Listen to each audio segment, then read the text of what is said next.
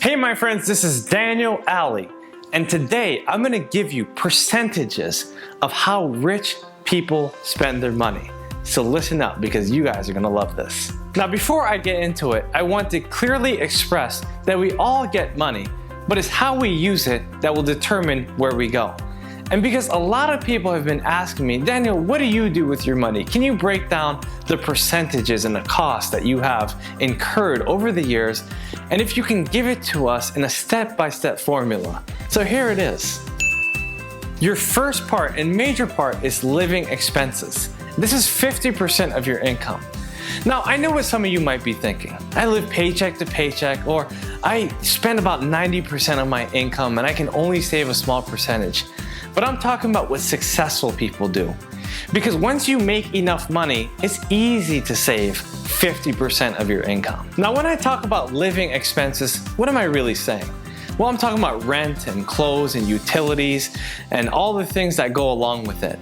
These are basic living necessities that you need in order to live your life. And so when you have this money in your bank account, you have to understand that there's a cutoff, and that cutoff is 50%. If you can't do 50, then try 70 or 80 or even 90%. But do whatever you can to save the rest, because I'm going to show you where that money goes. 20% is for saving and investing. Now, the only reason to save is really to invest. And I know that different people have priorities, and some people will say, well, all I want to do is pay the bills and I need my savings to do that. But here's the fact. If you're trying to only pay the bills, that's all you'll end up ever doing. You have to think beyond that. You have to think past your bills, and you have to save a certain percentage. I say at least 20%.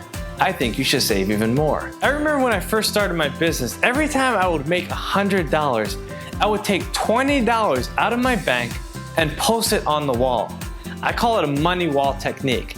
And basically what I did was accrue a whole bunch of $20 bills on my wall, and it gave me a reminder that I can actually save money.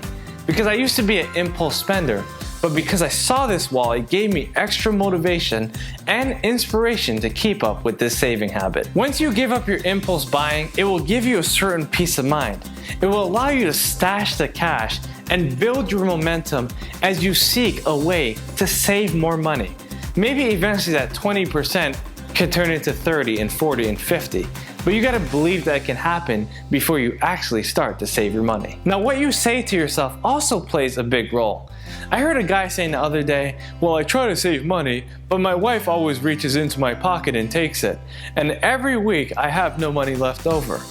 You see, if you're making affirmations like this, you're never gonna be able to save your money. I know people that say they always have too much month at the end of the money.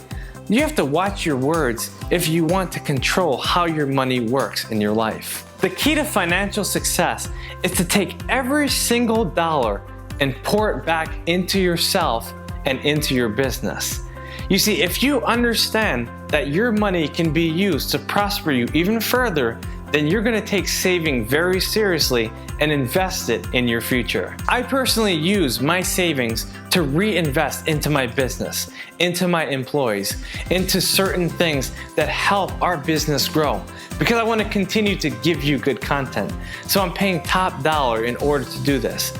I believe that if you invest in yourself and in your career, it will take you to places you just never thought you can go. Now, a lot of people will say, well, Daniel, don't you need an emergency fund? What do you suggest? And here's what I think. I think that if you're hoarding cash fearfully, you're going to continue to live in fear. Instead of having an emergency fund or saving for a rainy day, you need to save for a sunny day, days of opportunities, days of investments. And if you think big like this, you'll be able to use this money to invest in your future and grow that money to higher levels. Now, the other 10% you should allocate to luxury. Now, what I'm basically saying is that you need an entertainment fund. You need to actually use 10% of your hard-earned money for yourself. Buy the shoes you like. Buy the cosmetics, ladies.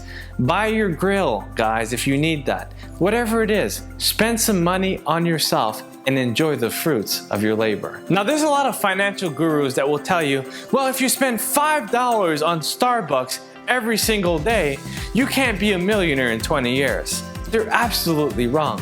Because what I say is that if you use that Starbucks opportunity to think about $1 million ideas, that $5 cup of coffee will be worth millions to you, especially if you use it in the right way. Now, when it comes to spending money on yourself, there's two kinds of people. There's the frivolous and there's the cheapskate. The cheapskates are people that don't spend money on themselves at all. They see what they want and what they like, but they don't spend money on it. The frivolous sees everything they want and they like, and they buy it right on the spot. They don't give it a waiting period. So whichever side you're on, you gotta figure out how you can find a balance in your finances so you can perpetuate your wealth.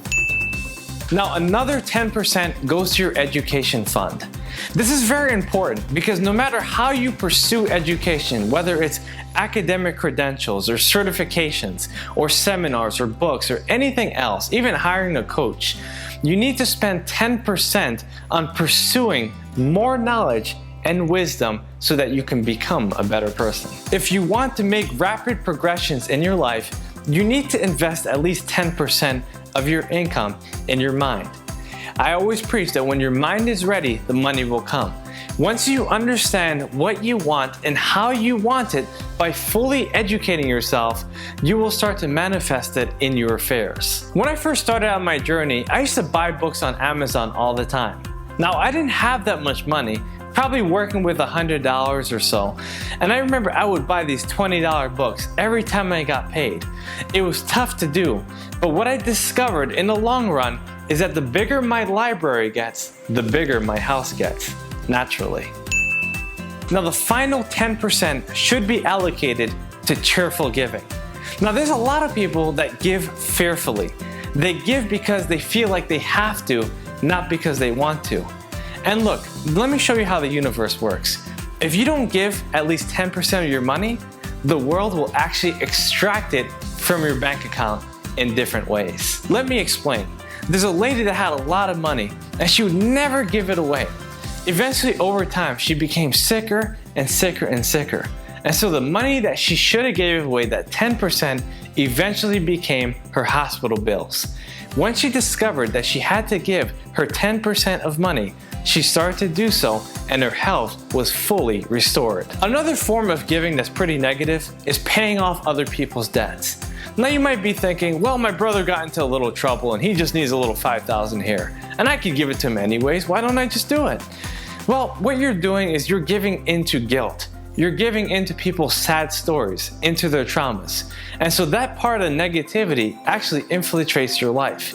You have to understand that when you pay off people's debts, it's never going to help you in the long term. Now, in order to give correctly, you've got to understand that giving doesn't only have to happen with money.